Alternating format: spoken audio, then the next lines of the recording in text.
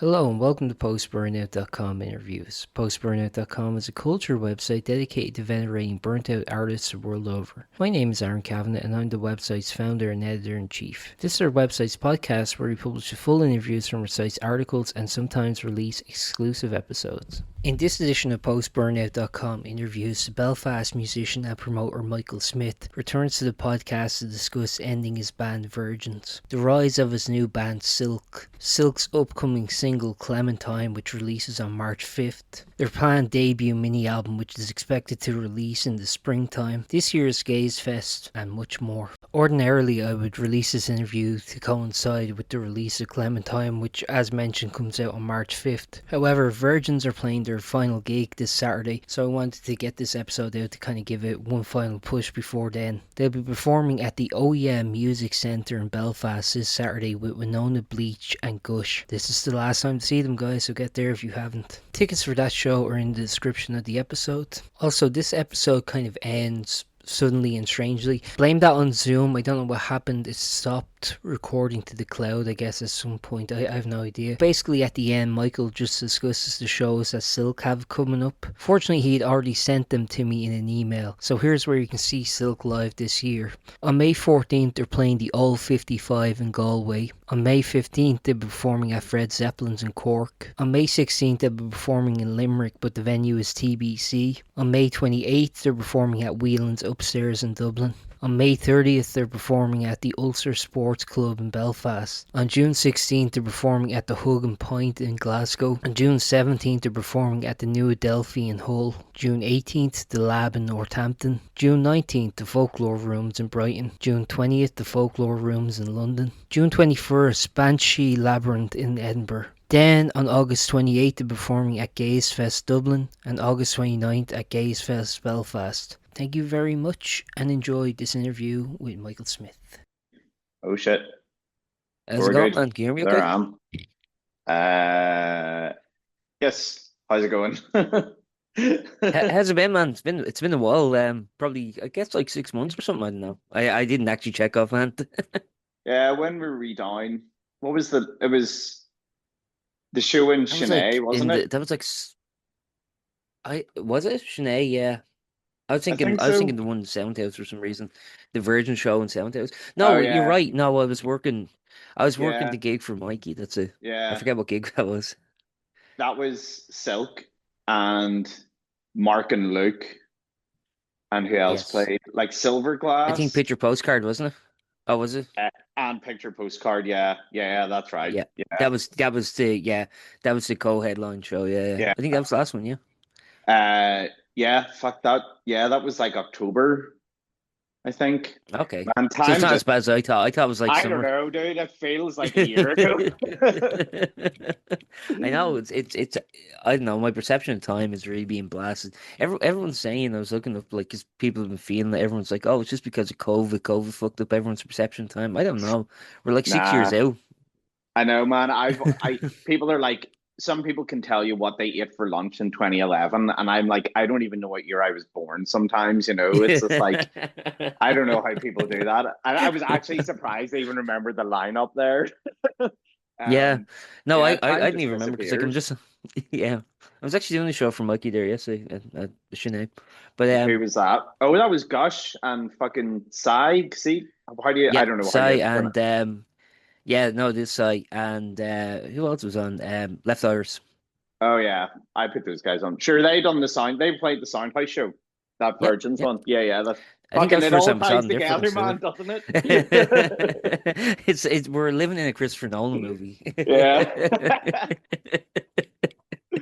Oh How's life fuck. been for you, Michael?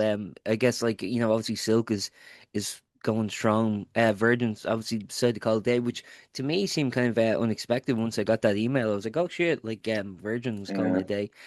Was this something that was maroon for a while, or? Uh, yeah. I mean, like we had spent. So I've been doing it 5 years, right? And then like I had a lineup for a year and then they all fucking left altogether, and like just left me on my own. And it was like right when I was gonna go record the EP. And Alone like that again, was naturally. yeah, yeah. And so I was like, fuck it, I'm still gonna go. So then I recorded the EP, and then so I'd everything done and just no vocals, and then eventually like Rebecca joined, and then everybody else joined around that same time. So then it was like Rebecca, Dave, James, and Brandy, and then James and Brandy were in it for like 2, 3 years, something like that. Yeah, because then we toured the EP and then we done the album, and then Brandy left at the start, right as the album was done, and then James left shortly after, and then Mo and Matt have been in it for 2 years, so it's like 5 years, and like people coming and going, and it's just like over 5 years, like people's priorities fucking change, and like I guess like what they want to do musically and stuff. Like I kind of had an idea of where I wanted to go, and I'd like a lot of material written, and that just wasn't where everybody else, well, not everybody else, but some other people wanted to go. And I want to go tour all the time and do everything, and like people don't want to do that because it's expensive, and people want to go on holiday or buy carpet or whatever. Fuck, I don't know, That's man. that's the signs of adults. You can either go on the Yeah, holiday or buy a carpet. fuck that. Like, I want to go in a van and like stop at different petrol stations up and down a motorway. Yeah.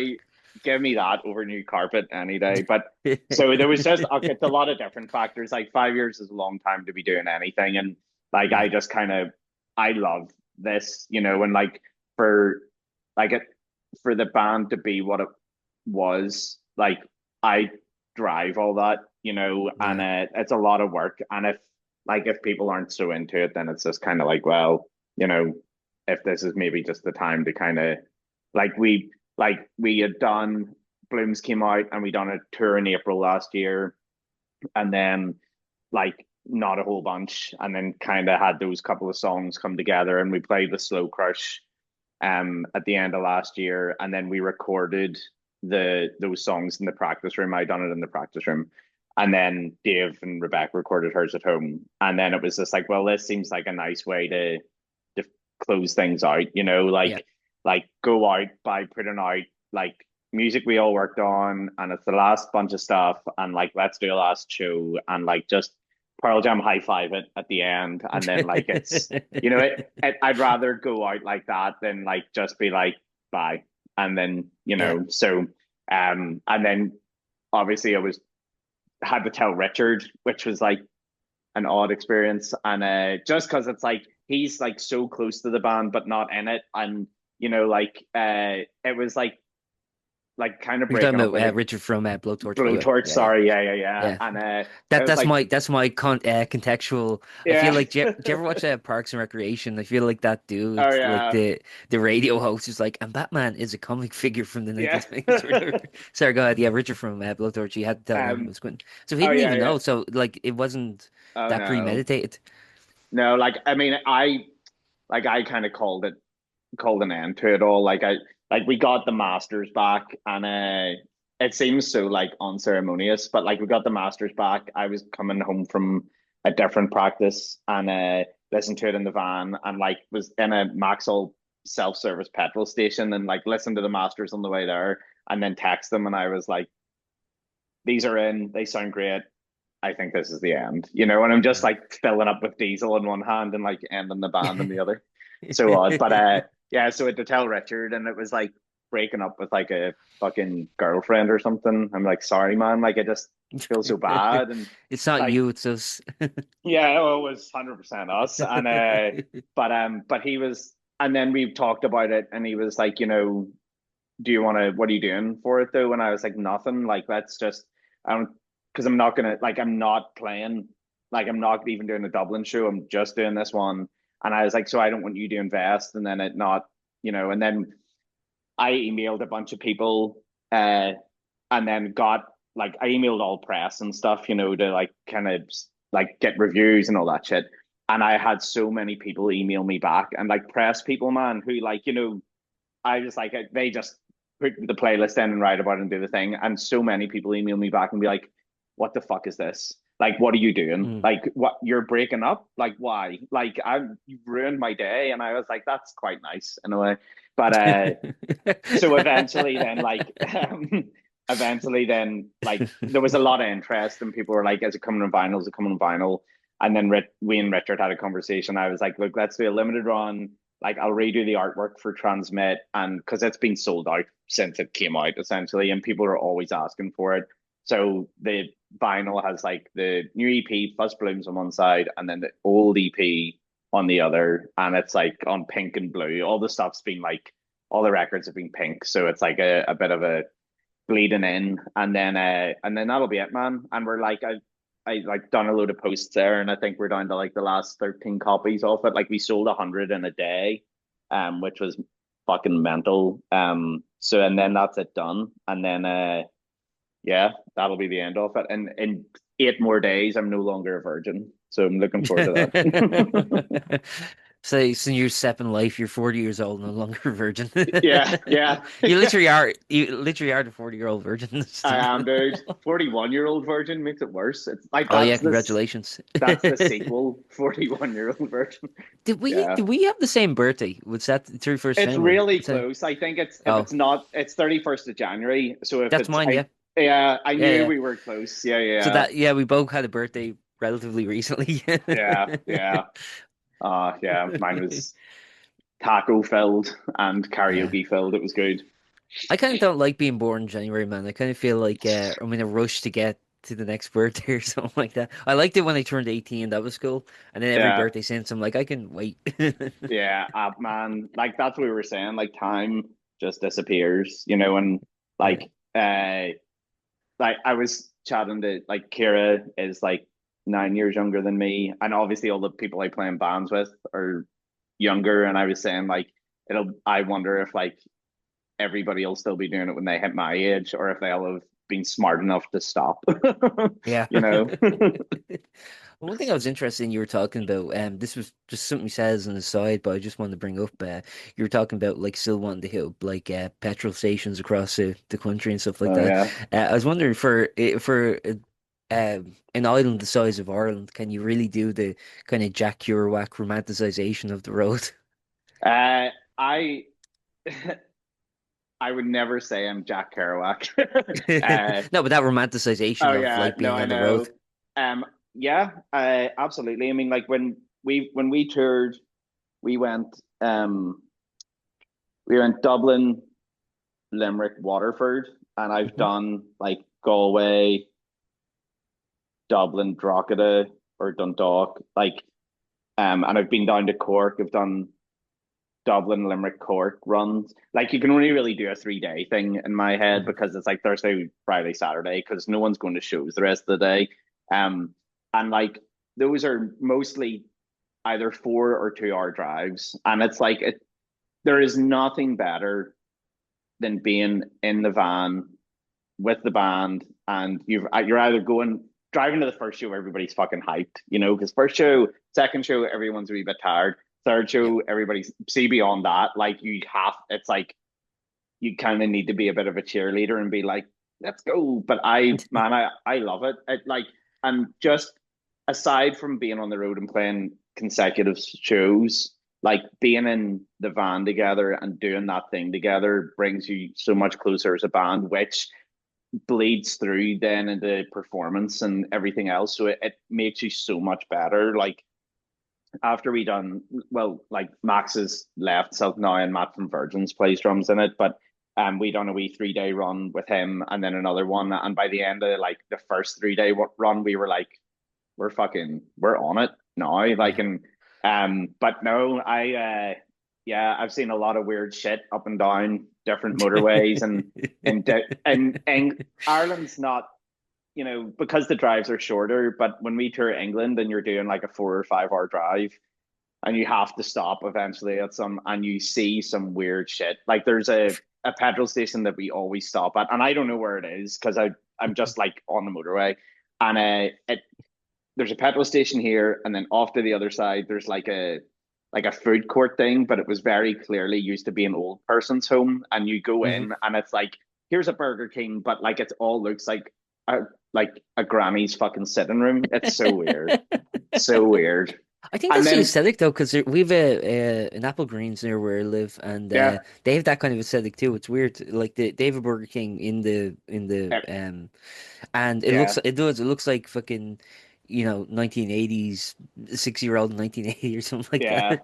It's yeah, it's weird. And then there's a lot.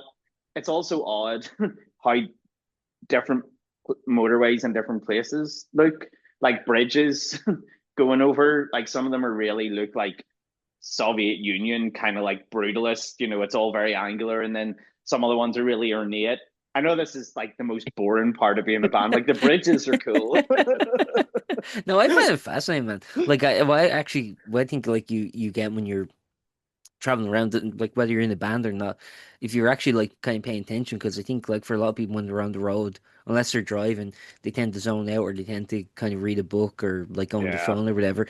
But if you actually pay attention to like where you're going around, because I do it when it's like familiar surroundings, like I'm not going to see that new or interesting. yeah, But when I'm going somewhere new, I always like to kind of look at the window. You can see like so much yeah. history. It's what I find very interesting is like getting the train from like Dublin out like out anywhere, and you can see Mm, the kind of separations of modernity and tradition a lot, yeah, which I yeah, love. yeah, Like you can see like, oh, that's modern, like, and yeah, that's and you see stuff about like the kind of people who get on. You can kind of tell like, oh, this is a university town, and this is yeah, like more older people or whatever. Then I yeah. forget where it was, but I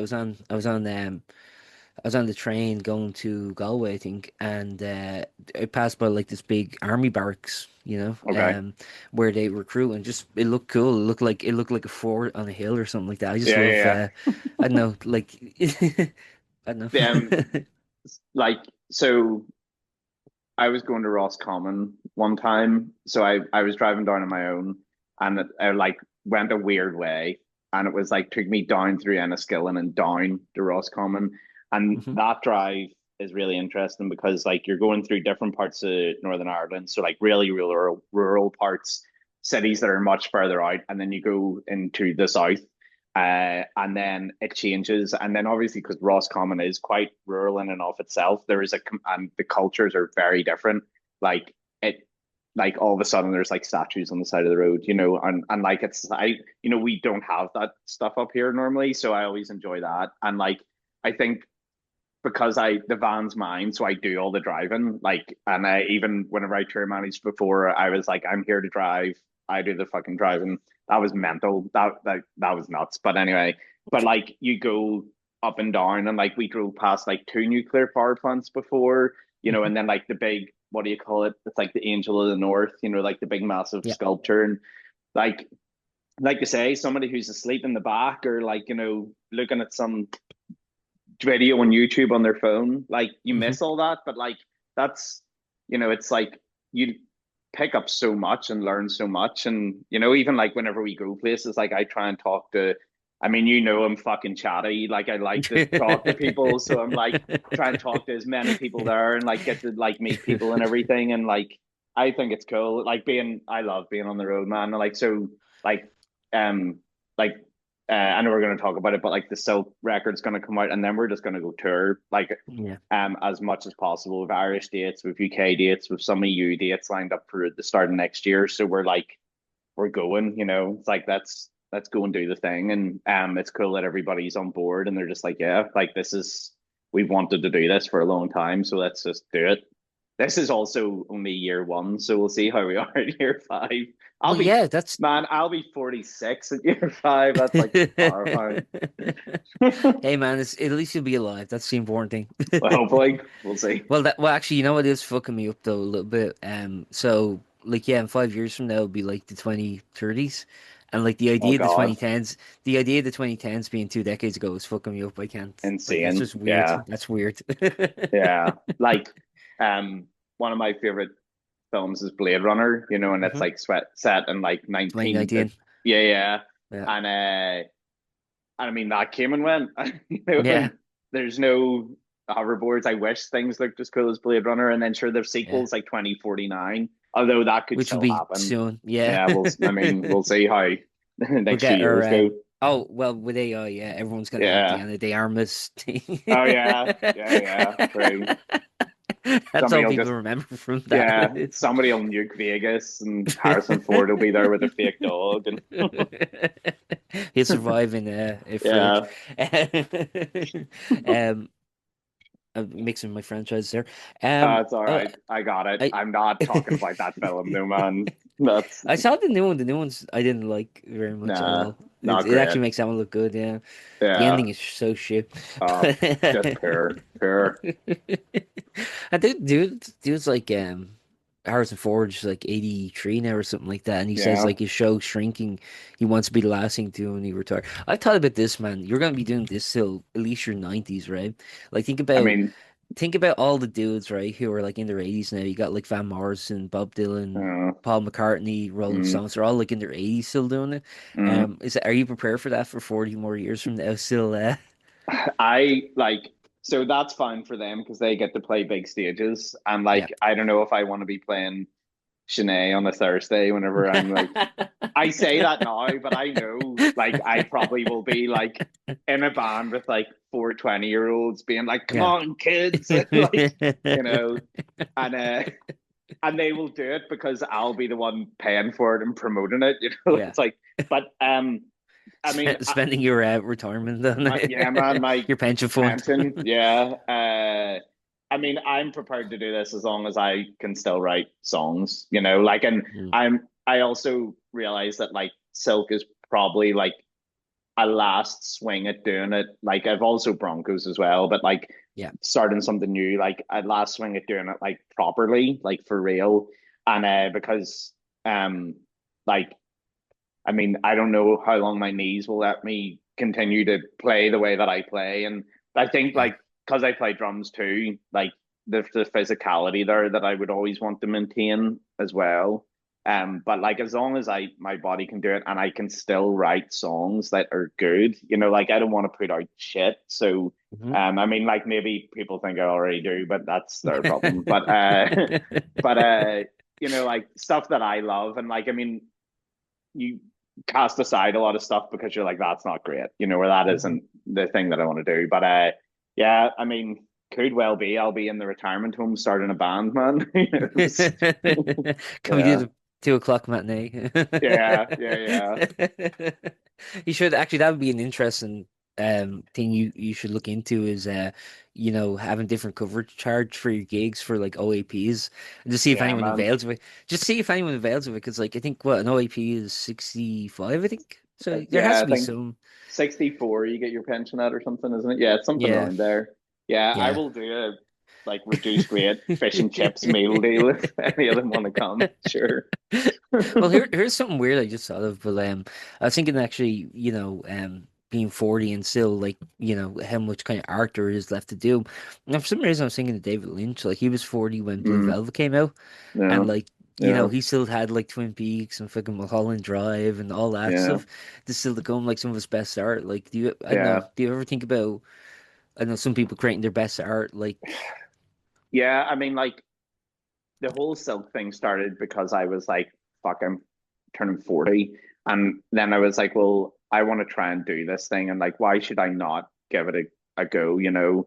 And it's funny, like more and more, like I always liked Lynch's films and all that, but I was never like deep dived into him or anything. And like kind of since he died, then like started like looking into him and like going back all over all these old interviews, and I'm just like, this dude had it like right, you Mhm. know, like and I also love the duality of David Lynch. Like you can watch some interviews and he's just like talking about his transcendental meditation and like you know how like you accept ideas and they're butterflies and all this kind of stuff, but then you see him like creating stuff and when people challenge what he wants to happen and he's like Yeah. fuck you, like Yeah.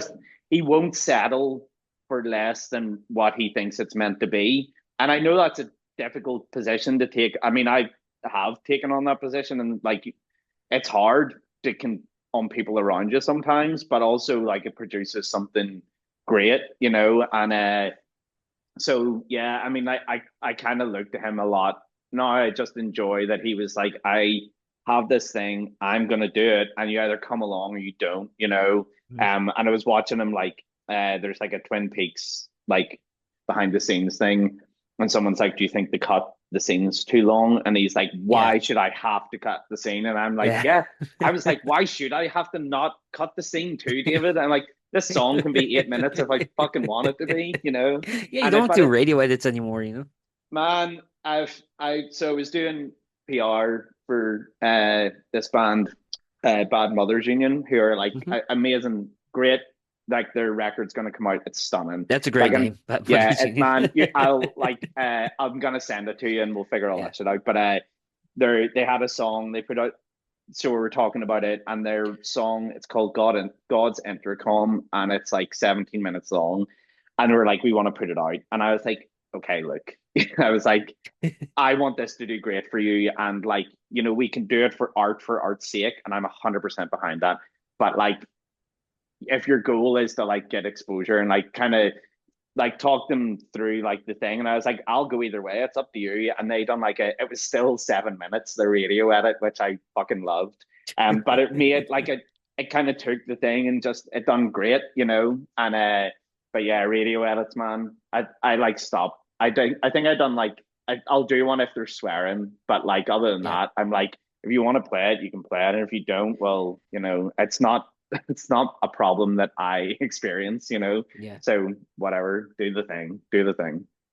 I think actually one of the most interesting radio edits I heard, I haven't heard the edit itself, but one of your friends and clients, Mr. Billy Fitzgerald, he was Oh talking yeah, about, he has that song, You Got Me All Fucked Up Now. fucked up now. And he Yeah, was talking he was talking about trying to do a radio edit for that. And then just I think if I remember correctly, he wasn't satisfied with the alternatives, like you got me so yeah, messed up or you got me yeah, so screwed up or whatever. yeah. So he just went, fuck it. Man, whenever I started working with Billy, I love Billy, and I think his Yeah. stuff is like so great. And he's something new coming out too soon, next week. And but whenever we first met and we were doing this, and he was like, "So I had a single out, and I done my kind of background homework," and I was like, "Yeah," and I was like, "How did that do?" And he was like, "Yeah, man, not great, not great on the radio." And I was like, "I fucking wonder why, Billy," and he was like, "No, I know." It was really, really funny. Yeah. Actually, no, it's funny. I was watching Bad Lieutenant on Plex. You know Plex. Okay. They do ads, so it's free to watch, but they have ads. And he was on for his company. I don't know what the company was, but Billy there was was. there was fucking Billy. Yeah, He's it's like, just I think he's like an architect or like a planner or something. yeah, he's just in From this ad. That's hilarious. I'm gonna tell him that. Yeah, tell I'd him to love to watch see Bad that. Lieutenant on Plex. Yeah. And you'll see Billy. All right, let's stick with Silk because I don't want to take up too Okay, much more of your sure. time. I No, know it's all you're good. in work. Um, so Silk, yeah, as you mentioned, so it seems like Virgins was kind of coming to an end, and Silk was kind of on the uptick. Was that just coincidental, or was one kind of Yeah. facilitating the other? No, like we kind of had closed out 2024, and we were like had done all the tour and then we're done the album, and I was like, here's new material, and like I was all gung ho for it, and it was just like after like we'd been very busy and played a lot, and so we're like we'll take a couple of months and then we'll come back to it. But I don't like taking breaks, so I recorded a load of other music, and then had these couple of songs, and then I was like, well, I'm just going to try and get better at like mixing and like doing really spending time on it. So kind of done those and was like, I'm happy with these, and then that became Phase, and then but then Yes, and then because we weren't Virgins weren't really doing anything, I was like, well, like maybe I can do a show, or and then yeah, so and then because I can't help myself, Aaron, as you well know, I was like, so it did just I was like, well, if I'm gonna do a show, I need a band, and then I should put this out Yeah, properly, and then I'll do the thing. And I was like, I'll just see what happens. And like Phase is like it I call them kind of like sonic experiments now, because I think they're good songs, but obviously I have my limitations when it comes to mixing, when I was like trying to figure it out. But I think it is reflective of what I wanted it to sound like. And then, but then, Yes was like a step in a different way.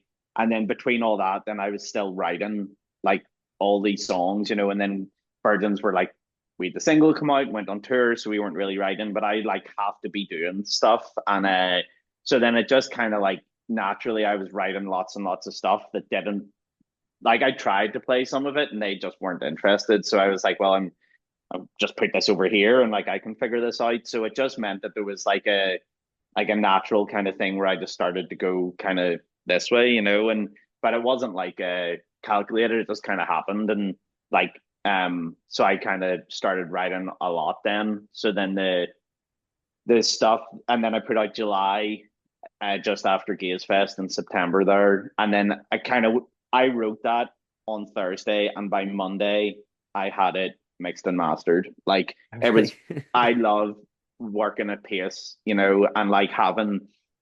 I was like, okay, I got it, like, and like I can just go and do this over the weekend, and then I sent it to Dan and this guy Dan Coutant, he this American guy, and he mastered it, and it was like done quick, and I was like, awesome. Like, and now I have to wait fucking 5 weeks to put it out, but like that's I'm okay with that. But it so when I kind of done July, I was like, oh, this is like this this is the way I want to go with it, like you know, and I kind of felt a like an established direction then, whereas like before it was just kind of like figuring things out, and I was like, oh no, I can do this, and like the vocals are always like a difficult thing for me, and I'm like always learning and getting better, and like the I it sounds awful, but I was like, I don't hate the vocals on this, so maybe I can actually fucking do this. And so then that just kind of led to stuff, and it done well, and I was like,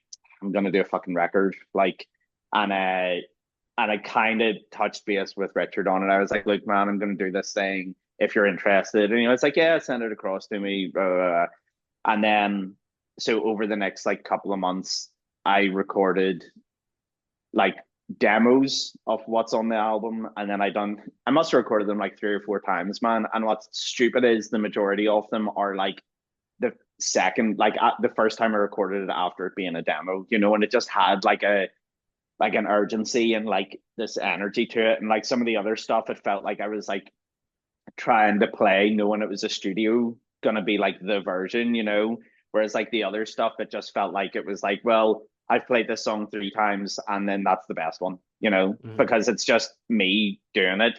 Um so and then it was like just before Chris, I think it was like November, and I had like a bunch of songs. So there's like another like 4 songs that didn't make the record. And but I wrote Clementine, which is the single that's coming out. Yep. Really, March it's like 5th. Yep. March 5th. Yeah, yeah. Yep. So, and I was like, oh, this feels like another like step like forward. And then I like brought it to practice. Like Shane and Cameron, who play in Broncos with me, they play guitar and bass and Silk as well. And I was like, I fucking got this song. And I was like, I love this song. Let's do the song. Because we were doing that Sweet Sweet Noise at the end of February. And I was like, I'll play it to you and like how I want things to go. And then like 2 days later, I had it recorded and was like, here's go, like learn the thing. So yeah, it's just been nice to like work quickly and like also in a way at my own pace, because it means like I'll go up to the studio or practice room. I've done recorded everything there. It's all live drums. I play all the drums, bass, guitars, all that, and it means I can spend like a whole day just getting guitar tones to be like I'm happy with this, you know. And I spent like a weekend recording guitars and scrapped them because I was like I hate them. Like I just didn't do the thing. That comes at no cost other than like my time, you know. So it meant like the next weekend I went up and was like, this is fine, just like because I put like a lot of pressure on myself because it like lives or dies by me, you know, like and so I think I was just like trying too hard, and I was like, just fucking relax, man. Like I I have a sticker on my laptop that I record on, and it's Bill Murray in stripes, and he's like just pointing at you, you know.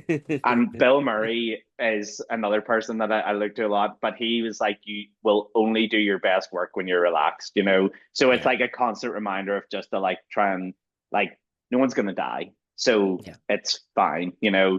But I like that the record Hopefully, then, hopefully. well, you know, everyone dies in the Tibetan sense, but Yeah. so yeah, but like so I like Except how Bill Murray, he'll live forever. except no, he will live forever. He has to. He's the only thing keeping humanity on the Yeah. straight and narrow.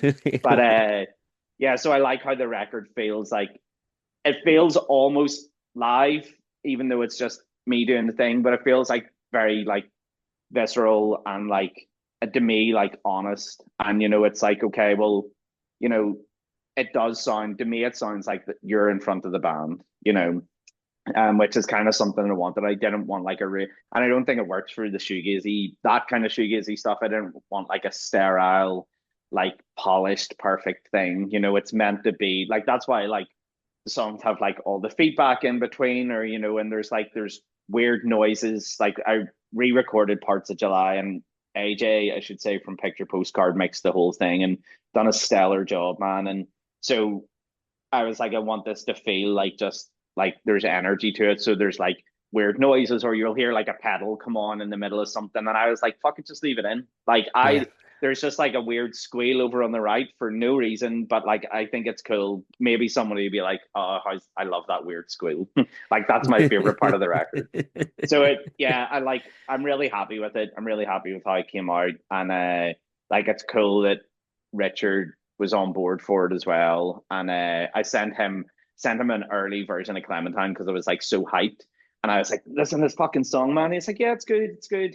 And I was like, but it was just like a demo of like one guitar and like, like one mic on the drums and me just golder and like the first take of vocals. And then he's like, yeah, it's good. And I was like, why are you not? I just in my head I was hearing it Weren't you like how it psyched? is on the album now, but I forget that people aren't in my head sometimes, which is for the best. But then I sent him the proper one, and Everyone's welcome in. It's open all. man, they're It's open not. I don't want 24/7. them. Like, get them out.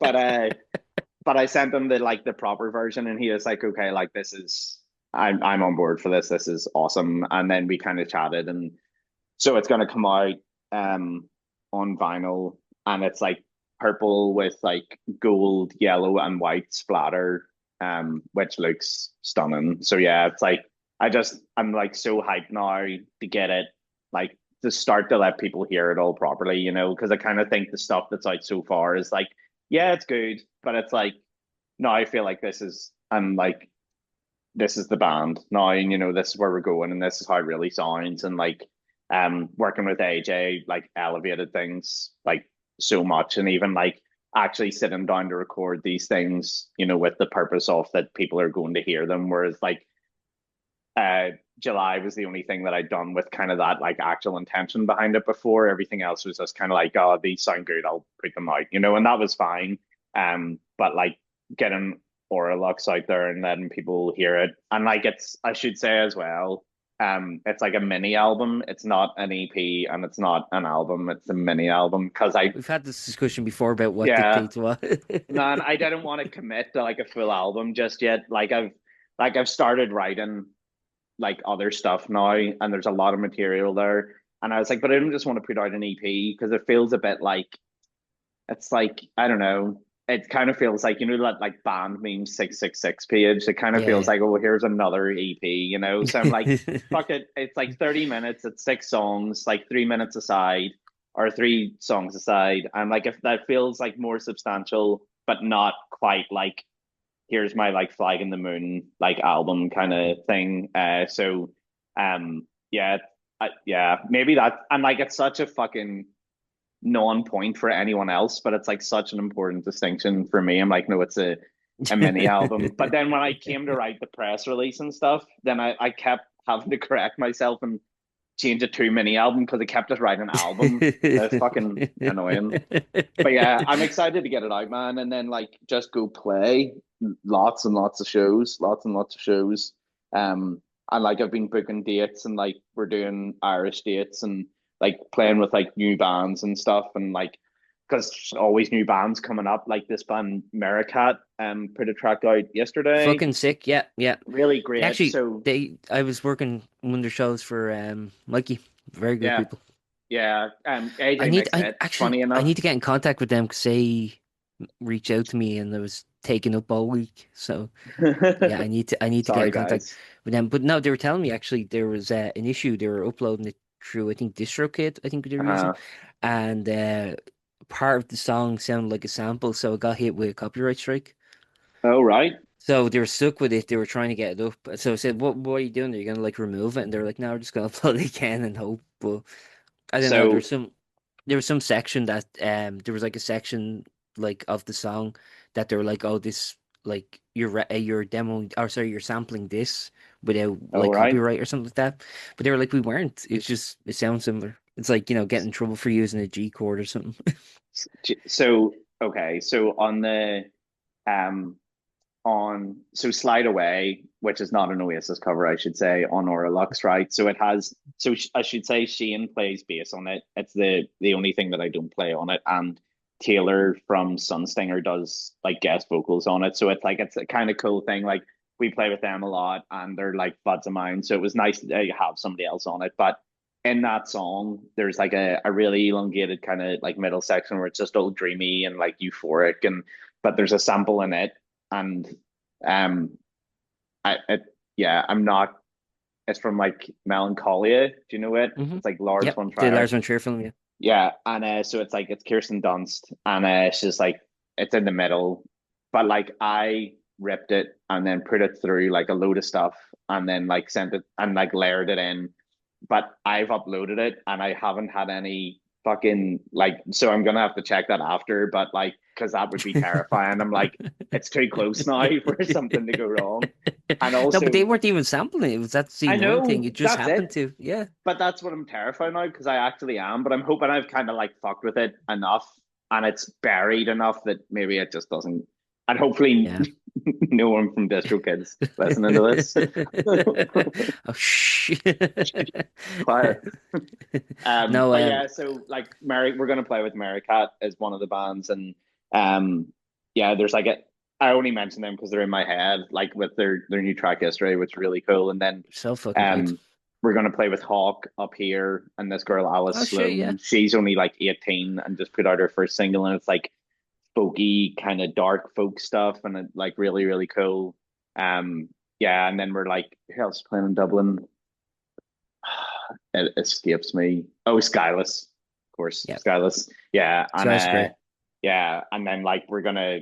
I'm just telling you everything on the understanding this doesn't come out before, but like we're gonna do like Gazefest and all as well, and like like Derry are coming over from England to headline Gazefest this year, and there's like a load of and of this band Resplendor from Holland are coming over to play it. Mhm. So it's like just like an expanded thing, and just like trying to like make all those new connections and work with as many people as possible. So yeah, I just can't wait to get out and play with people and musically, of course. Yeah, and yeah, do the thing. Can't wait to do Excited. knickknacks with with all these bands. Yeah, yeah, I'm bringing Monopoly on the road, man. Instead of touring like the petrol stations, used to be going to like all the playgrounds and shit like that. Yeah. This one Oh, has a that's roundabout. that sounds terrible, Aaron. I didn't mean it like that. Sorry. Going to all the bowling alleys. How about Yeah, man, that would be that? cool. Yeah. That'd actually be sick. There's actually footage of Fugazi playing a bowling alley in like Australia, like in '92 and shit like that. It's just a weird venue choice, like a bowling alley. There's there's footage of at the drive-in. It's called Fireside Bowl in America, and it's very famous. Um, like all those like hardcore bands and all played there, but there's footage at the drive-in and they're just playing in front of the lanes, doing the fucking at the drive-in thing, you know? America's insane, man. Like I follow there's this band Velvet, Yeah. they're from like Brooklyn or whatever, and like I love them. Their record, stunning, Romance came out fucking must have been 2 years ago now. But like in my head, I'm like, oh, they're like, they're huge and all, and then they're like posting stuff from their tour with this other band, and it's like VFW halls, which is like the veteran Yeah. halls, and it's just like it's like a church hall. We don't have that here, and then they're like playing all these like cool spaces or like the back of a fucking pizza parlor or whatever. I'm just like, we can Oh, is that barely that? Is play that in, that comic place in Washington? Yeah, yeah, that's like a and like huge we punk can space. Yeah. yeah, and we can barely play actual venues over here. Like, there's not enough. So, yeah, man, if somebody was like, "Do you want to play a bowling alley?" I would say yes, 100%, without Well, a actually, second thought. I'm now good at sometimes bowling too, man. I'd like bowl in between songs. I would love to. Yeah, and also like do the well, I don't know what the actual game laser tag. So I think what the Oh actual game yeah, is called. I call it QZR because that's like the brand name that I'm oh yeah, yeah, familiar with. yeah, But yeah. yeah, I'll do that as well. That's underrated. Get Yeah, all these bands and see like which who his best cues are. man, that's a music video waiting to happen right there. Like Actually, GoPro it. I wonder how that would show up on video. Actually, Yeah, I don't the know. images, yeah. Yeah, Well, it'd be sick if you could get like I don't know, like slow down the frame rate and just like kind of get kind of yeah, get these shots. But I actually don't yeah. know how it would look on camera. It'd probably just like be Eh, indiscernible. yeah, don't give me ideas, Aaron, because Are you like that? Like anytime you're going to do like an activity, you're like, maybe I'll just bring the camera in case there's a music video idea. so we, it's ridiculous. So, where I live, there's like this shop called Russell's, right? And Hmm. I walk to it like every other day, and there's this big white wall, and there's like this metal grating on the side of, and all these like interlocking squares in it. And I turned around to Kira one day, and I was like, that would be great for a photo shoot. And she's like, the Russells. And I was like, I'm telling you, like gritty, black and white, like that would look great. So, and like, yeah, so she's like, you need to wise up. So then we done silk photos on my birthday. Actually, this year we done a photo shoot in the morning. So Anna Burnett, Anna log.jpg on Instagram, she's great. And so she came out with this, and I was like, so I want to go to this laundrette because I thought it looked cool. And she's like, right. And I was like, then I want to go to the like this place near us. It's got these like big, like not pan pipes, like wind chimes, like they're Hmm. outside. Things are huge. And I was like, it'll look cool if you're up here. And she's kind of being like, okay. And then I was like, and then there's this like kind of warehousey thing. And I was like, so there's this grate round by this shop. And she's like, what? And I was like, it'll be really great. And then Shane was like, it'll be really great, right? I was like, oh my God. But then we went and we done the photos, and it looks so cool because you don't see like the fucking industrial bin to the left, and you don't see like the bag bots and empty bottles of Buckfast to the right. You just see this thing, and it looks. I was like, I If you did, fucking you'd get a sponsorship deal. yeah, of course. And I was Yeah. like, I told you like it'd be great. And I was like, but yeah, I'm always being like, maybe we could do a music video here, or like Uh, this will look good in photos. And like, because like, if you're not thinking like that all the time, then you're just gonna do all the same stuff that you've seen somebody else fucking do. yeah. So, and then we shot the video for Clementine uh, last week, man. So it's this there's like an art collective here called Vault, right? So there's this big abandoned building, and they use it for like TV stuff, and it's artist studios now. But it's like a like big office block, and it's like 13 floors. But outside it says like Essex Police Station because they were shooting some drama, and then they never took the sign. So we went in, and it was like the whole thing was like predicated on it. So the song is kind of like about eternal sunshine and a spotless mind and Hmm. memory and all that kind of stuff. So I was going to do the whole thing where it's like in eternal sunshine, and it looks, where they're like chasing each other through the memory, and it's like half lit. The whole thing was predicated on it being dark, and we walk in with the guy, and as we walk in, the lights just go ding, ding, ding, because it's an old Hmm. office building. They're all it's like, man, can we turn those off? And he was like, no, it's like, no, like I don't know. And I was like, I need it to be dark. And he was like, good luck with that. And he left. he was like, we can reschedule, we'll figure it out. But he left. And then we found upstairs, there was like a floor that the lights didn't come on. But he was like, just watch the fire alarm because I was going to use his. And I was like, we'll open the windows and do all that. So we're like shooting the video, and we're like setting up, and I was just testing the haze machine, and it's like honestly it was like, and then I turned it off. I was like, cool, works. Like 5 minutes later the fire alarm goes off, and I cannot, it's like so loud, man. And I was like, oh, like there's gonna be fire engines and I'm gonna get fined because it's all in my name. And I was like, and I don't know how to turn he was like, I'll show you how to turn the fire alarm off in case this happens. He never did. And I was like outside trying to phone him, added him on Facebook, Instagram, nothing. So I was just like, I'm going into the fire alarm box, and like Yeah. just was like figured out the code and stopped it, and no one showed up. So I was like, that's really good for me. But just say like the building's actually fucking burning down one night. But yeah, so yeah, that was interesting. Interesting. Man, but it was and then I the guy who was helping us shoot, this guy Mark, he was like told you not to do that. And I was like, all right, man, like fucking it's fine. We'll just not use the haze.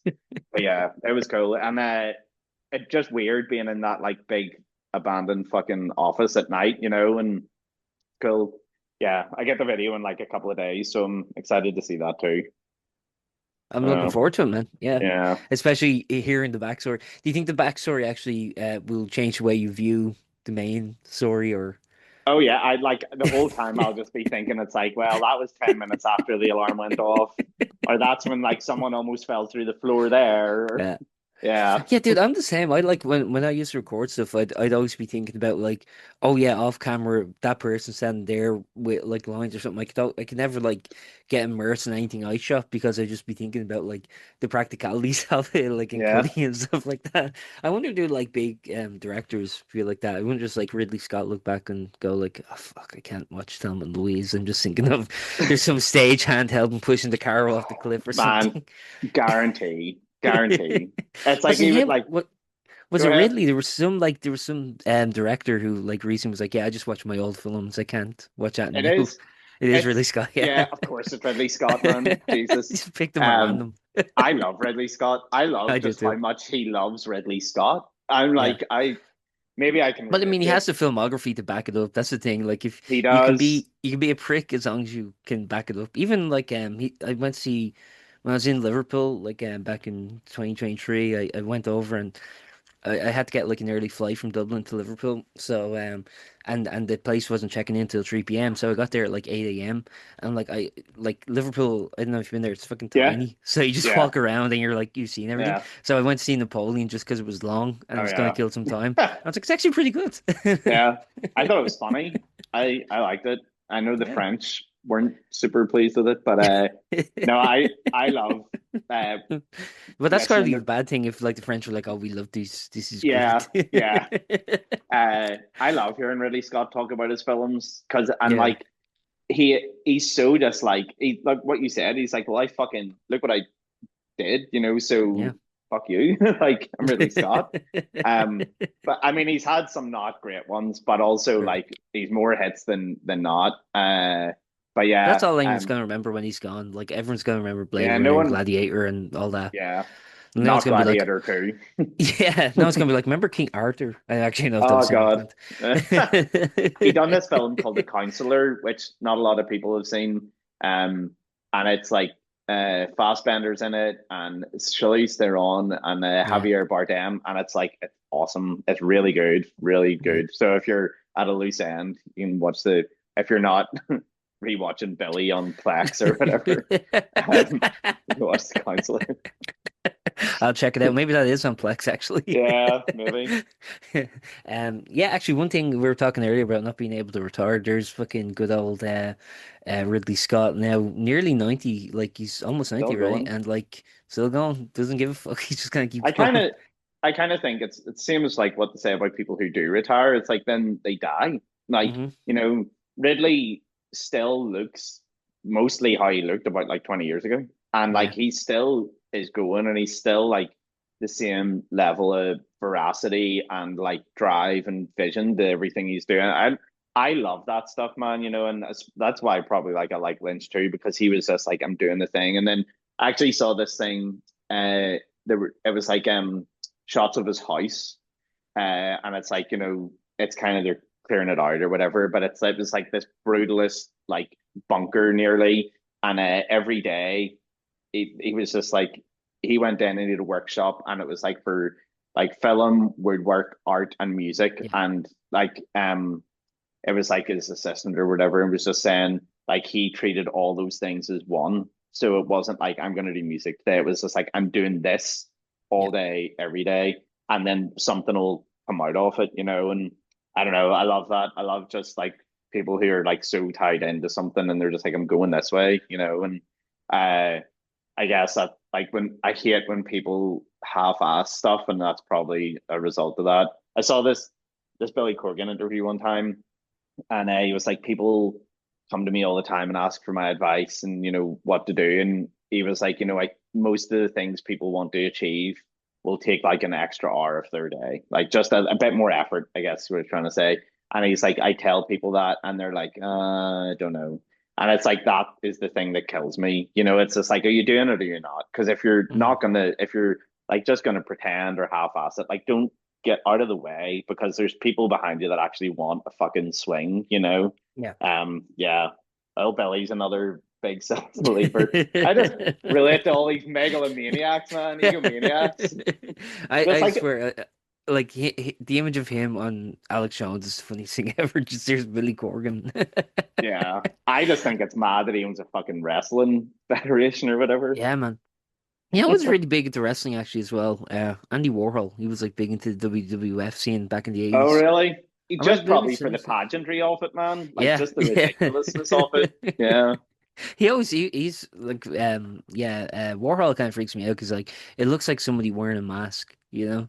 It yeah. looks like someone's like is a skin graft? Like what's going on? I Did don't he know. not? Was there not something he had? Like he was sick as a kid, and that's what kind of made I'm not him. entirely sure. Now I feel bad Yeah. if I'm being No, ableist. no, no, no, no, no. I don't think it's that, but it's because of the wig as well and the Yeah. glasses, and I think that was his intention. He was like, I want to look Uh, like created, you it's know? kind of like Uncanny Valley or something, like, you Yeah, yeah. know? Like, oh man, like fucking, yeah. All that Verhoeven factory stuff is just Yeah. insane, and he's just right place, right time with enough like drive to be like, no, I don't care if you think painting soup's stupid. I know it's good. Do the thing. Yeah, And then he's like, I'm gonna make a film where it's like just someone getting a blowjob. It's like, all right. yeah, cool. Why not? I think John Waters did it better personally, but with Pink Flamingos. Oh, He's someone you should try and get if you can. I think like he's yeah, someone who will just John Waters will just do so if you pitch something to him, if it's interesting. Actually, Bill Murray's like that. I've heard that Bill Murray doesn't even have yeah, an agent. He just has an 1-800 number, and you yeah, call it, and everything just gets piled up. I think he said like the yeah. only person he answers for is Wes Anderson. Man, I love Sophia Coppola, right? Me Like too. all her stuff, and it's a big influence on all the art that I do, all the music, like my guitar has the sticker that says like written and directed by Sophia Coppola, whatever. Love her, great. And Really good. but she was talking about doing Lost in Translation, and she was like, He Bill didn't know if he was Murray going to be there till does like the not. week before. Yeah. She's like, we were in Tokyo and just hoping that Bill shows up. And Yeah. he was like, of course, I was always going to do this. And she's like, you could have fucking told me. And like, yeah, yeah, I love Bill. A lot of time for Bill. Me And too. like, I like again, he's kind of just been like, I am walking this path, and Yeah. like, sure, was he not over here at like some golf thing? He just went to some bar and like just he was like, I'm paying for this behind the bar, dishing out shots and probably very badly poured pints of Guinness to people. But yeah, yeah, I heard the yeah, story that he was in an airport somewhere in the States. I don't know which airport, but they had like, cinnamon bun, which like, if you've ever seen Better Call Saul, that's where he works like okay. later on. And he just randomly sent in an application. He was like, yeah, it'll be fun. I want to work here. It's like, all right. Oh man, I he played Hunter Thompson in Where the Buffalo Roam. Did you ever see it? Yeah. I And know the film. I haven't seen it, but I know it. yeah, it's worth a go. I guess everybody kind of equates Johnny Depp to Hunter, but Yeah. and I love Which is Hunter, funny because and Hunter hated that performance, I believe. Because it made him, yeah, he said it made him out to be like a sociopathic asshole. There was a yeah, sequence in particular, I forget what it was, but there was something in it where he was like, I wouldn't have done that or something. I can't remember, but yeah. Like I know they were close, like but Hunter will always have an opinion, or would have always had an opinion. I mm, I always say it, man. I would love to have seen Hunter alive today in the current political climate because he would have been very depressed and sad, but would have probably produced amazing work. But yeah. yeah, Bill Murray's Hunter Thompson and Where the Buffalo Roam, and like watching him be Hunter is like it's wild, man. And then like because they hung out a lot, then you see like Hunter's influence is everywhere, and it kind of bleeds through. And I heard Bill Murray talking about working with Hunter before, and he's like that again, another person who's very singular, and he's like you learn more in 10 minutes from being around that man than you do in your whole life. People just think he's like some or was some drug gun crazed maniac, but the man's a fucking genius, genius. I think that's a very myopic reading if that's how you Yeah, think of Hunter Thompson. yeah. It's just people who don't know, you know. But he's so witty. Like I remember seeing him on like Conan O'Brien back in like the Oh 2000s yeah, and stuff like that. He was like, or maybe it's the 90s. I can't remember. But he was on anyway doing an interview with Conan O'Brien, and he just has this like really quick prose and kind yeah, of sardonic wit, which I think yeah. is like very underrated. There is some dude who's like really good at that. And he's like a congressman in America. I forget the guy's name, but he's always like popping up. Like people stitch together his witty Okay, retorts. right. And but I think he is like a right wing dude, like he's Yeah, like some kind of like Southern Baptist or something like Republican, but he's very witty. And yeah, yeah, I just love that. I love like when you have that skill to yeah. I don't know. I love when Hunter makes people read in front of him. Like he'll Yeah. make them read his work, and then he'll be like, slow down or speed up, or you didn't emphasize that word right. And it's like you asked them to read it, man. Like, how are they gonna fucking know? Should I have been an would, English school teacher.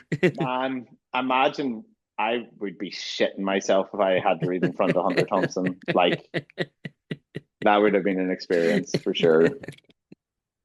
Perfect, man. I guess one final thing I wanted to ask before I let you go on your day, Michael, is something I was interested in terms of like how the project's been expanding is that, you mentioned kind of like how you had sort of freedom with this to kind of just dictate your own sort of schedule, I guess, like Mm, to kind of be able to, decide, okay, this is an idea I have, I want to put pen to paper, and then, in the course of a few days you could have something. But now that it's a full hmm project, is the music becoming more democratic in terms of like bringing in the other guys' opinions, or is it still very much like your baby and the other guys are kind of facilitating that?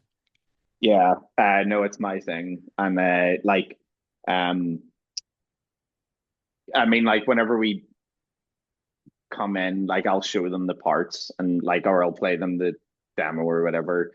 But I kind of say like, live, you've freedom. You don't need to play exactly like that drum fill, or Yeah, there's certain parts where I'm like that has to be there. It's like there's a yeah, marker there for a reason, or um like the leads have to be the leads, because they're so intrinsic to the sound and all that, and like um but like they have space, but in terms of like the recorded output, like that, it's me, and like I'll probably get them to play on some stuff, because like doing it this way, it's a lot to ask of people, and I mean like it's kind of how it was in Virgins, but like there was a bit more kind of input from people, like one way or the other.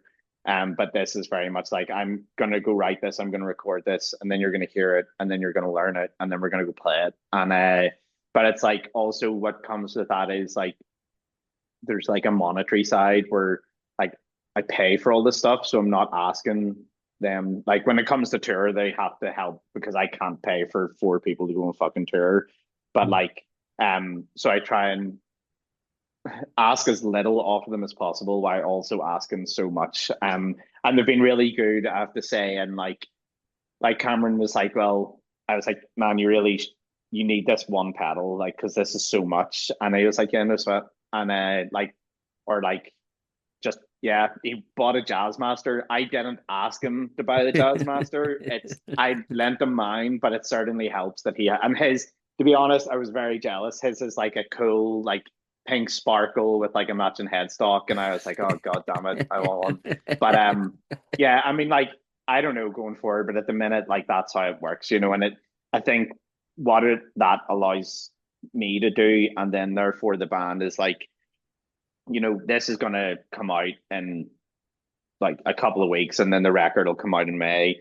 But like in between all that and in between touring, like I've already songs written that I now need to go like demo. So then by the time it all kind of rolls around, like I don't want there to be like a lag. I want to just keep being like, here's the stuff and here's the stuff. Not like oversaturated, but like while I have fucking songs to write, like there's no reason not to do that. Um, and yeah, so I think it just means that I can continually like just be ready and put stuff out and line it up and put stuff out and just keep the thing going. And I know it's slightly different uh part of the question, but like in terms of like people, how the industry's been driven over the last number of years and streaming and all that, like hmm fine, whatever, everyone has opinion on it. but like as like the model that we've been sold on as musicians, and then kind of as consumers of music is like singles. You got to have singles, build momentum every 6 weeks, 3 months, blah blah, all this bullshit. I think it's fucking wrong, and I think the what we're seeing now as well, even on returns on singles, like bands are starting to see less and less return. And the return comes whenever you put out a larger body of work, like Yeah. having an album or the mini album if you want. And Yeah, with people buy like 7-inch singles. yeah, I mean, Yeah. I have 7 inches and like I've tens and all that. And like a single's fine, but it feels too unsubstantial. Yeah.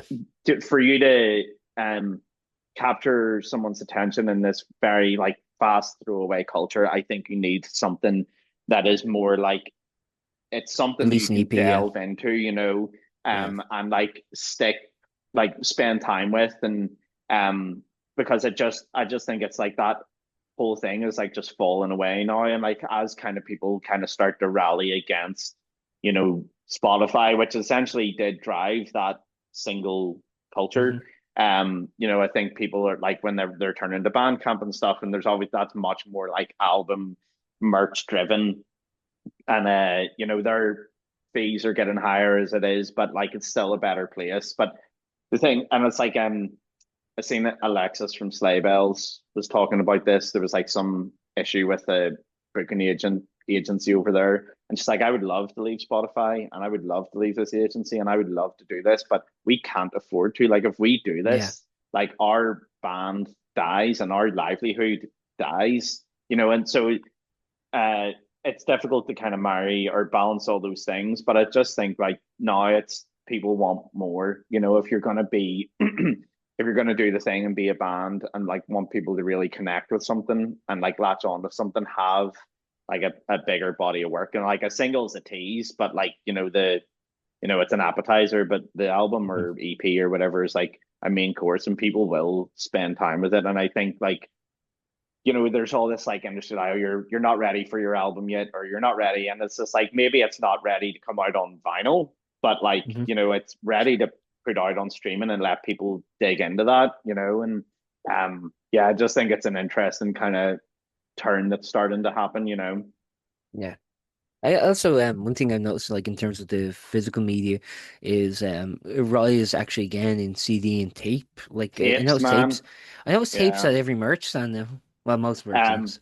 so we're working with a couple of labels for this release. So Richard's doing the vinyl, and then there's a label in Brighton called Shore Dive Records, and they're doing like a limited CD release. Like they hand make them and everything, and um, so and it's funny when we go play England, people always want CDs, but no one wants them over here. But people really want tapes here, and Yeah. so So is that an Irish thing? Like I don't that's know. I think like this is part of touring, man. Like you see like how different because I things. don't think I've had like a tape deck in like 20 years. I have no idea where to I get one. I have a Walkman because one of my old bands put a tape out, and I was like, I think I I have a can't. Walkman somewhere as well, Yeah, actually. yeah, yeah. And do you know what, man?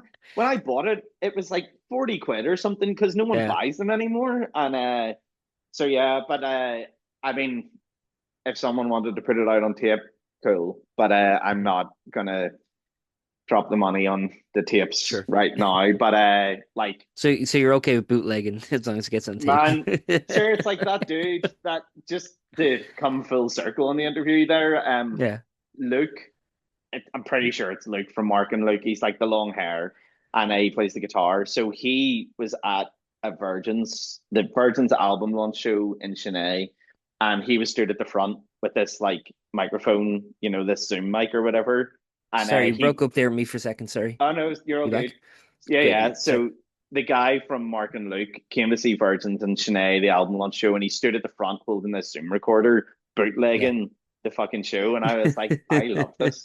Yeah. So I man, think that's the dude. He has a YouTube channel actually. I think I've because I was doing stuff for Mikey. I think I've like siphoned some of his clips. If it's the right guy I'm thinking of, yeah, I think there is it a dude that is. goes around. Yeah. Yeah. I want to give him a shout out. He's fucking cool. Yeah. I would love someone to bootleg it on tape. That would be cool. And we were down seeing Deftones there on Monday, Yeah.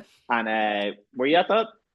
I wasn't. No, I was actually No. that was the day I was working Uh, Mikey Ski. But I saw they're actually coming back with Idols oh yeah, in the yeah, summertime, so I might August. check it out. Yeah, man, I've never seen Deftones live. I never got a chance.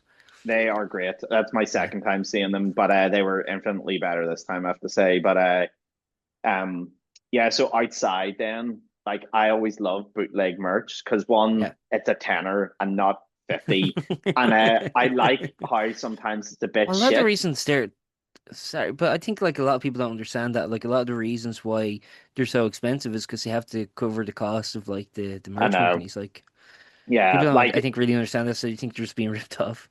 yeah, like venues take 25% of merch now, and then Yeah. like there's cost, and obviously like the bootleg merch does eat into it a wee bit. But yeah, the Def I was at Lana Del Rey before, and I got a bootleg one of her, and then I got it because it was dark when I bought it, I was buying it on the way home. And then I got it home and I was like, fuck, that's like you can barely make out that it's her. But the Deftones ones were actually quite good, and there was like three different designs going around, and I missed the one that I wanted, so I didn't buy one. But yeah, I love the bootleg merch, man. It's just like yeah, I just enjoy when it's a wee bit kind of shit. I always think it's kind of funny. Yeah, Well, but with like music bootlegs, like illegal recordings and stuff like that. Well, I never really understood the argument against that because to me it's sort of like documentation. It's like, this gig is gonna be here, like you're playing for like an hour or like an hour and a half, and then once it's over, that gig will never exist again. But at yeah, least there's documentation, there's a recording of it. Where yeah, I believe the argument they were making back in the day was that it was the illegal bootlegs were competing with the actual album stuff, which I think is bullshit. I mean, you listen to a good song on a recording, you think, oh, I want to get the studio version of that. You don't think yeah. like, I don't know. I never No, understood the argument. I think it's people missing out on money. That's all. They're like companies being like, why didn't we do that? And then sure, Pearl Jam. I know they're not. I know Fugazi actually recorded like basically every show they've ever Yeah, done, and you can get that now on.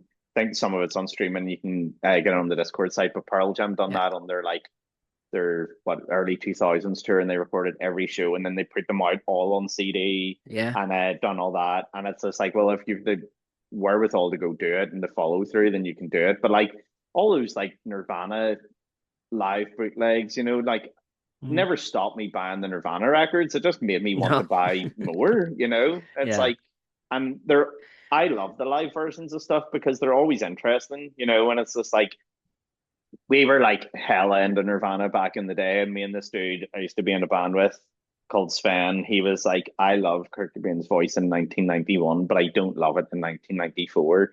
And then we would go and listen to the live bootlegs, like, and like work our way through. And like, it's like, well, yeah, you hear that changing. Whereas like yeah. on the record, you don't really like it. It's not as noticeable, but live, you can tell. Like, I mean, people getting older, and obviously he lives a lifestyle and all that. But you're not going to get that with like a studio record. Like Yeah. so I always thought that was kind of cool. Also, we were probably had far too much time on our hands. Should have been out talking to girls or whatever instead of going through old Nirvana No, bootlegs, you being should be like, talking to girls about that, being yes, like, "Do you ever yeah, notice yeah, in man, Austria in listen, 1989?" I tried that, it doesn't work. I don't want to know.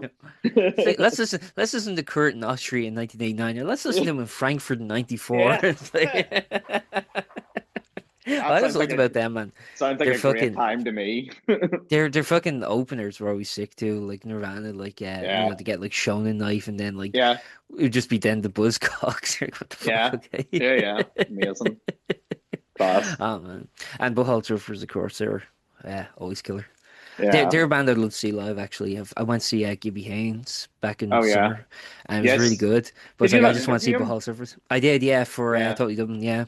How was that? Dan Favlov. Oh man, it was sick. But what happened was it was the day Fragile Animals were playing, so July 4th Yeah. at Chennai. I was meant to interview him then, he just got a no-show, and like they were like wrangling him because he very rarely does interviews, so they were Yeah. like kind of nervous about like, oh, is he going to turn up to the, because he only booked a few, and they were trying to book them in Europe, so like they were like, oh, Hmm. you're a European publication.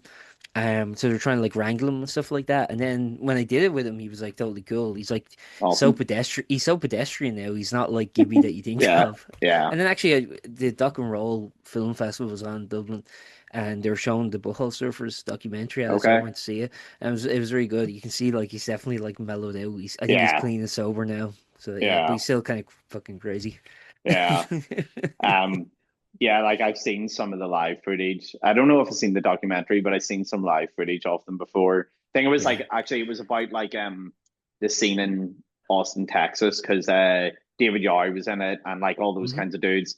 And like there's butthole surfers and there's Gibby like naked painting himself and like running at people and I'm just like it's like why don't shows like that happen anymore? I mean, Yeah. a million reasons, but like just a different time, man. Yeah, I mean, Yeah.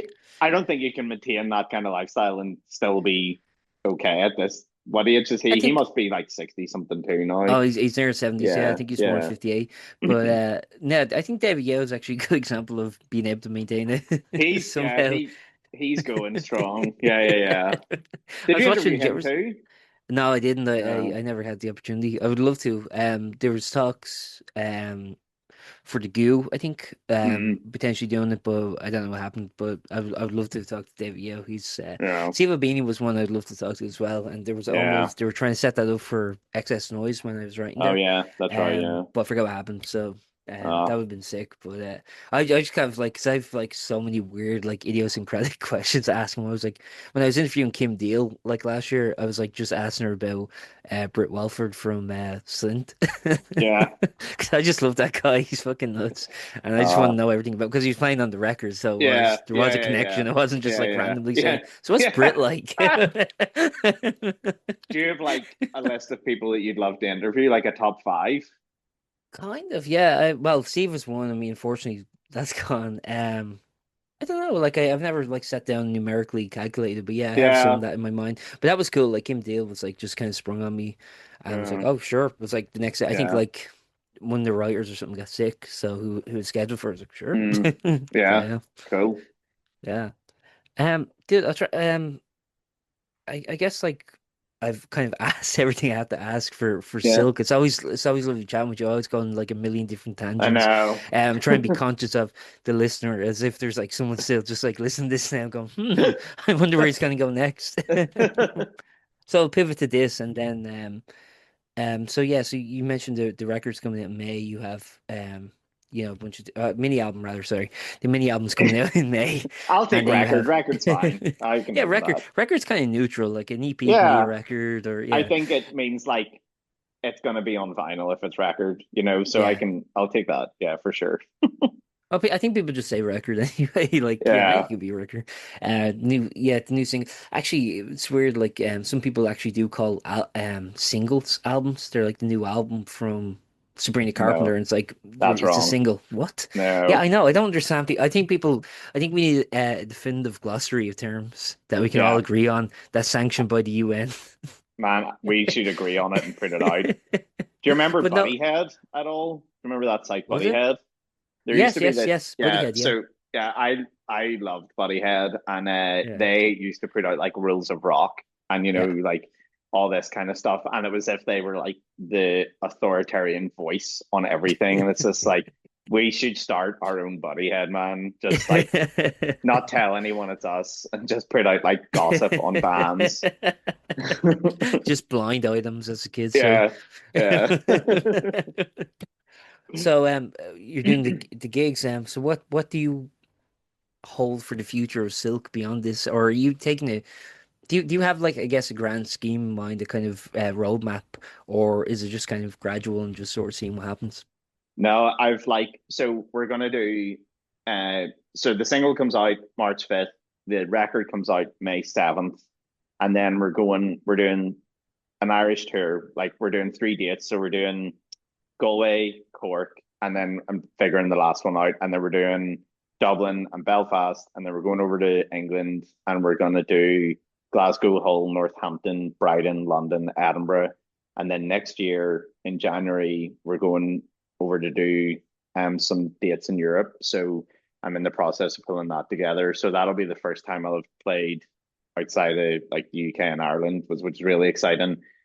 And we're kind of so off the back of that, then we're kind of planning a release around then that'll be like something special. And I don't want to give anything away just yet, just in Okay. case it doesn't happen. But I'm always about like show don't tell kind of thing. And but I mean, like from that, by the time that comes out, then like it'll be like, okay, well, it's time to go out on tour again, and like do that. And I just want to like put out records and tour and just play lots of shows. Like playing Belfast is cool and like it's fine, but I want to go and see other places and meet other people, other bands, and like I really like I want to go to Europe next year, and then I'd really like to go to America. I want to play. I've never been to America ever, and like I'm kind of hoping to ride out a certain presidency and then go, because it's That's the thing fucking that would intimidate me because imagine being like on the road and it's just like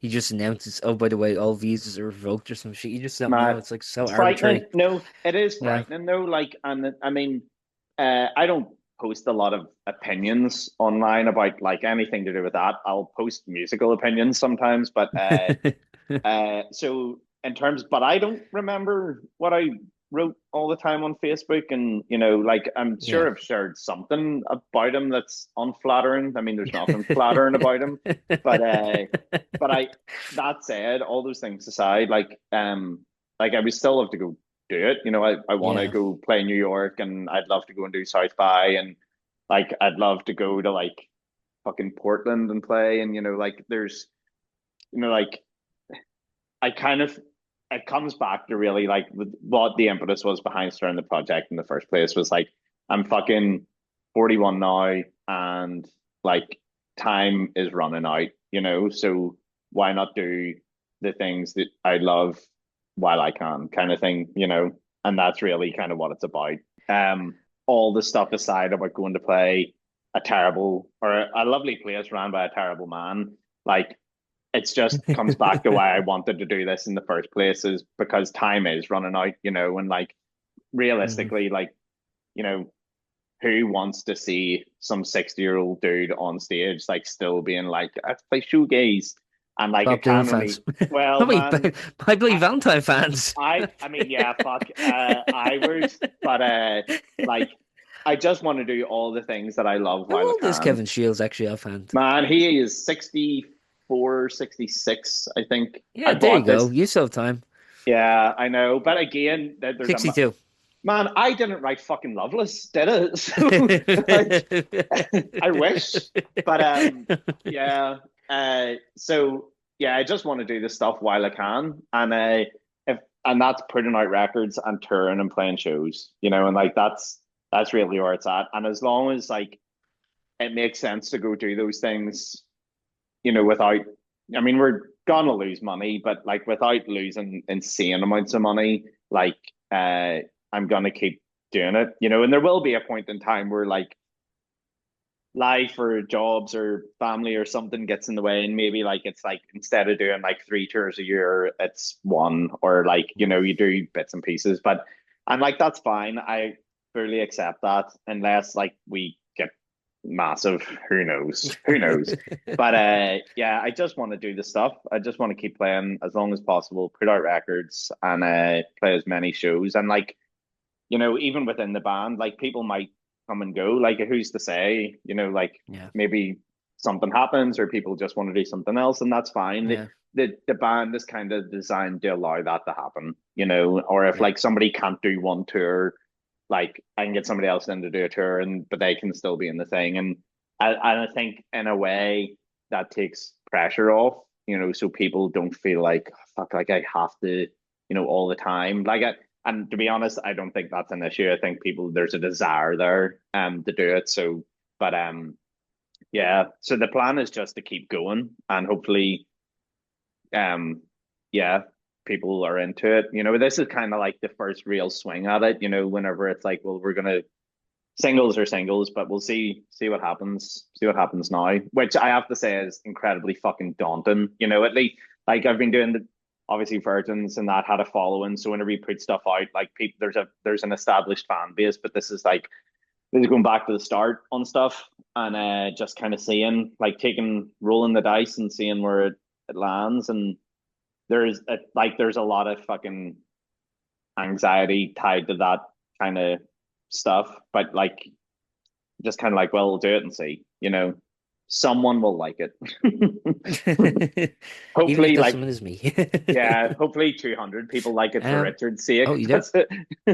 Thank you for listening to that episode of Post-Burnout.com interviews. We're available wherever you get your podcasts, so we hope that you enjoyed and would consider subscribing, giving it a like on YouTube, or a rating anywhere else. We also have some exclusive episodes only available on Spotify, which features interviews with the likes of Kim Deal, Ron Mail of Sparks, Jacob Slater of Wonder Horse, Maria Kelly, Gavin Friday, and many more. So check those out if you're so inclined. Otherwise, thank you for listening and see you next time.